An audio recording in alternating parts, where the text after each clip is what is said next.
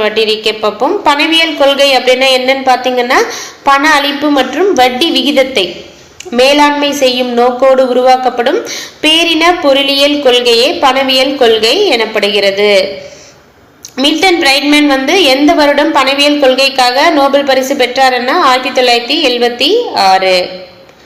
உலக பெருமந்தம் எப்போது நடைபெற்றதுன்னா 1930. ஸோ 1929 இருந்து 1930 வரைக்கும் நடைபெற்றிருக்கும்.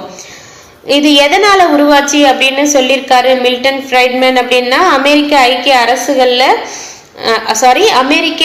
மைய வங்கியான ஃபெடரல் ரிசர்வ் சிஸ்டத்தின் பணவியல் கொள்கையில் ஏற்பட்ட குளறுபடிதான் அப்படின்றத மில்டன் பிரைட்மேன் அவருடைய நூலான அமெரிக்க ஐக்கிய அரசுகளின் பணவியல் வரலாறு 1867 1960 என்ற நூல்ல குறிப்பிட்டிருக்காரு.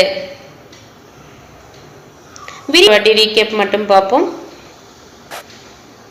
விரிவாக்க பணக்கொள்கையை வேற எப்படி அழைப்பாங்கன்னா மலிவு பணக்கொள்கை அப்படின்னு அழைப்பாங்க, அல்லது பணவீக்கம் அப்படின்னு சொல்லுவாங்க. ஸோ விரிவாக்க பணக்கொள்கையை தான் பணவீக்கம்னு சொல்லுவாங்க, அதுதான் மலிவு பணக்கொள்கை ஆகும். சுருக்கு பணக்கொள்கை அது பார்த்தீங்கன்னா வேற எப்படி அழைப்பாங்கன்னா அருமை பணக்கொள்கை அப்படின்னு அழைக்கிறாங்க. சுருக்கு பணக்கொள்கை அல்லது மந்த நிலை அல்லது அருமை பணக்கொள்கை இது எல்லாமே ஒண்ணுதான். ஸோ பணவீக்கமும் மந்த நிலையும் அப்படியே ஆப்போசிட் பார்த்துக்கோங்க. டீட்டெயில் அப்படின்னு பார்த்தீங்கன்னா, பணவியல் கொள்கையின் குறிப்பிடப்பட்ட குறிக்கோள்கள் பணத்தினுடைய நடுநிலைத்தன்மை, பரிவர்த்தனை விகிதத்தில் நிலைத்தன்மை இருக்கணும், விலையை நிலைப்படுத்தணும், முழு வேலை வாய்ப்பு இருக்கணும், பொருளாதார வளர்ச்சி இருக்கணும், செலுத்து சமநிலையில் சமநிலையை பேணுதல். பணத்தின் நடுநிலைத்தன்மை யார் இதை பற்றி குறிப்பிட்டிருக்காங்கன்னா, பொறியியலாளர்களான விக்ஸ்டெட், ஹேயக் மற்றும் ராபர்ட்சன் ஆகியோர் பணத்தின் நடுநிலை பற்றி விவரித்த முக்கிய நிபுணர்கள். தங்கம் உள்ள என்ன ஆகும், பணமும் கடனும் விரிவடையும். தங்கம் வெளியே போனா பணமும் கடனும் சுருங்கும். விலை நிலைத்தன்மை பணவியல் கொள்கையினுடைய முக்கிய நோக்கம் அப்படின்னு குறிப்பிட்டவங்க யாருன்னா காசல் மற்றும் கீன்ஸ்.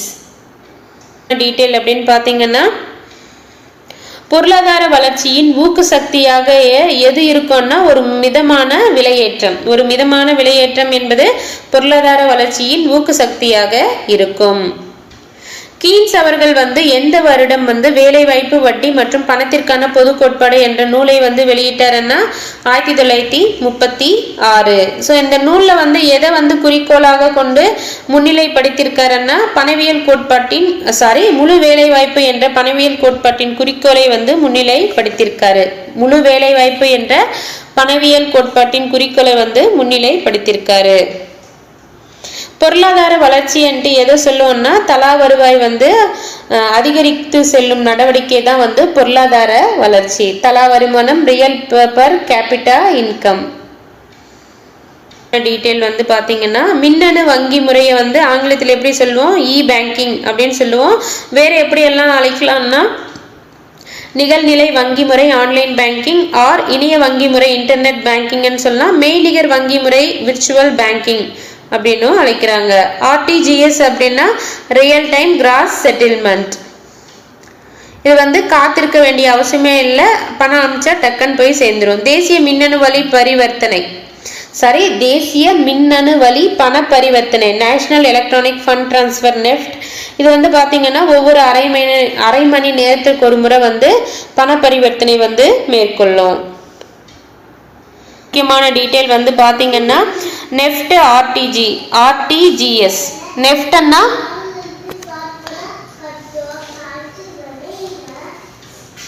ஒரே செகண்ட்.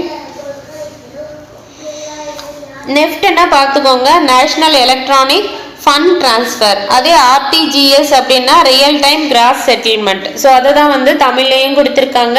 நெஃப்ட் பார்த்தீங்கன்னா தொகுப்பாக பரிமாற்றம் செய்யப்படுகிறது, எனவே தாமதமாகும்.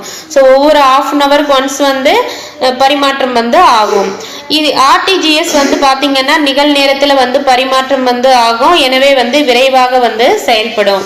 நெஃப்டினுடைய நேரம் வந்து பார்த்தீங்கன்னா காலையில் 8 மணிலேருந்து சாயங்காலம் 6:30 மணி வரைக்கும், சனிக்கிழமை வந்து மதியம் 12:30 வரைக்கும் வந்து செயல்படும்.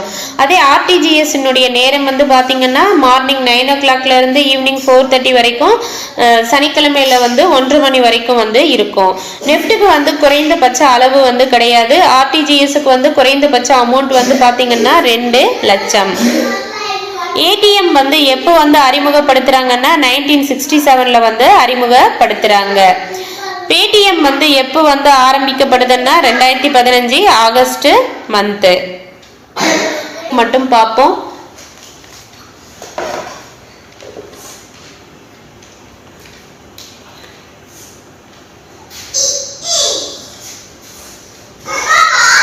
நான் பர்ஃபார்மிங் அசெட்ஸ் எதை சொல்லுவாங்கன்னா, கடன் வாங்கியவர் வந்து தொடர்ந்து 90 நாட்கள்ல வந்து வட்டியோ அல்லது கடன் தொகையின் பகுதியோ செலுத்தாம இருந்தா அதை வந்து செயல்படாத சொத்து அப்படின்னு அழைப்போம். இந்திய ஸ்டேட் வங்கியோட 5 இணை வங்கிகள் மற்றும் பாரதிய மகிழா வங்கி வந்து எந்த வருடம் இணைக்கப்பட்டதுன்னா 2017 ஏப்ரல் 1 இணைக்கப்பட்டு ஏப்ரல் 1 2017 வந்து செயல்பட தொடங்கியது. இதன் மூலமா உலக அளவுல முதல் 50 வங்கிகள் பட்டியலில் பாரத ஸ்டேட் வங்கி இடம் பெற்றது. பண மதிப்பு நீக்கம் எப்போது மேற்கொள்ளப்பட்டதுன்னா 2016 நவம்பர் 8 2016 நவம்பர் 8. எவ்வளோ ரூபாய் பழைய பண மதிப்பு தாள்கள் எவ்வளோ பர்சன்டேஜ் வந்து ரிசர்வ் வங்கிக்கு திருப்பியதுன்னா 99%. அடுத்து வந்து அருஞ்சொர் பொருள். வணிக வங்கிகள் எதை சொல்லுவோம்? கடன் பணத்தை வந்து உற்பத்தி செய்வதன் மூலம் வியாபார நிறுவனங்களுக்கு குறுகிய கால கடன் வழங்கும் நிறுவனங்கள். ஸோ வணிக வங்கிகள் கடன் வந்து கொடுப்பாங்க, டெபாசிட்டை வந்து பெறுவாங்க, அவங்க தான் வந்து வணிக வங்கிகள். கடன் உற்பத்தி, கடன் மற்றும் முன்பணம் வழங்குதல தான் என்னன்னு சொல்லுவாங்க? கடன் உற்பத்தி.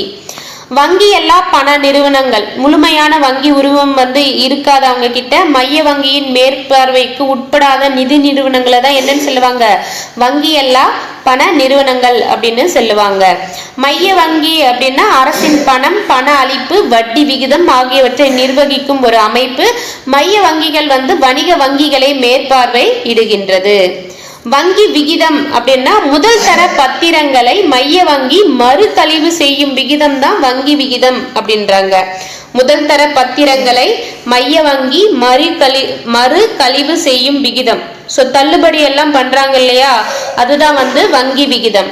சட்டப்பூர்வ நீர்மை விகிதம் பண்ணா மொத்த வைப்புல வணிக வங்கிகள் வந்து கண்டிப்பாக அவங்க கிட்ட ஒரு 1000 ரூபாய் இருக்குதுன்னா அதுல கண்டிப்பா ரொக்க பணம், தங்கம் மற்றும் அங்கீகரிக்கப்பட்ட உறுதி பத்திரங்களாக வைத்திருக்க வேண்டிய விகிதம். ஸோ சட்டப்பூர்வ நீர்மை விகிதம் பண்ணா வங்கிகள் வந்து அவங்க கிட்ட கையில இருக்கக்கூடிய அமௌண்ட்ல பர்டிகுலர் அமௌண்ட் கண்டிப்பா அவங்க வச்சிருக்கணும். அதுதான் வந்து சட்டப்பூர்வ நீர்மை விகிதம். ரொக்க கையிருப்பு வீதம் பண்ணா வணிக வங்கிகள் வந்து அவங்க கிட்ட இருக்கக்கூடிய அமௌண்ட்ல ஒரு பர்டிகுலர் அமௌண்ட் வந்து ரிசர்வ் பேங்க் கிட்ட வந்து கொடுக்கணும். அதுதான் வந்து ரொக்க கையிருப்பு வீதம். நிதி கொள்கை என்ன? பண அளிப்பு, வட்டி விகிதம் ஆகியவற்றை நிர்வகிக்க மைய வங்கி மேற்கொள்ளும் பேரியல் பொருளாதார நடவடிக்கைகள் தான் வந்து நிதி கொள்கை. மூலதன அங்காடி என்ன? நீண்ட கால கடன் மற்றும் பத்திரங்களுக்கான பண அங்காடி. மூலதன அங்காடி என்ன? நீண்ட கால கடன் மற்றும் பத்திரங்களுக்கான பண அங்காடி. பண மதிப்பிழப்பு, ஒரு குறிப்பிட்ட மதிப்புள்ள காகித பணத்தின் சட்ட செலவாணி அந்தஸ்தை நீக்குதல். ஸோ 2016 நவம்பர் 8 நம்மளுடைய பிரதமர் என்ன பண்ணாரு? 500 ரூபாய் 1000 ரூபாய் நோட்டை வந்து நீக்கினார் இல்லையா, இதுதான் வந்து பண மதிப்பிழப்பு. அவ்வளோதாங்க, இதோட இந்த லெசன் வந்து முடியுது. இல்லை முக்கியமான டீட்டெயில்ஸ் வந்து கம்மி தான், நீங்கள் செலக்ட் பண்ணி படித்தா மினிமம் வந்து உங்களுக்கு 1 பேஜ்லேயே நீங்கள் டீட்டெயிலை வந்து எடுத்துடலாம்.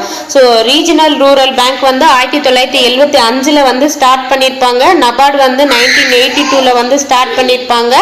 அதுக்கடுத்து ரீஃபைனான்ஸ் வந்து 1963 வந்து ஸ்டார்ட் பண்ணியிருப்பாங்க. ஐசிஐசிஐ பேங்க் வந்து பார்த்தீங்கன்னா 1955 ஜனவரி 5. ஐடிபிஐ பேங்க் வந்து பார்த்தீங்கன்னா 1976 வந்து தொடங்கியிருப்பாங்க. ஸோ அந்த டீட்டெயில் எல்லாம் பார்த்துக்கோங்க. அப்புறமா மாநில நிதி கழகங்கள் 1951 வந்து ஸ்டார்ட் பண்ணியிருப்பாங்க. ஸோ இதெல்லாம் வந்து எப்போ ஸ்டார்ட் பண்ணுறாங்கன்றது வந்து ரொம்ப முக்கியம். அந்த டீட்டெயில் எல்லாம் படிச்சுக்கிட்டா போதும், இந்த லெசன் வந்து முடிஞ்சிடும். தேங்க்யூ.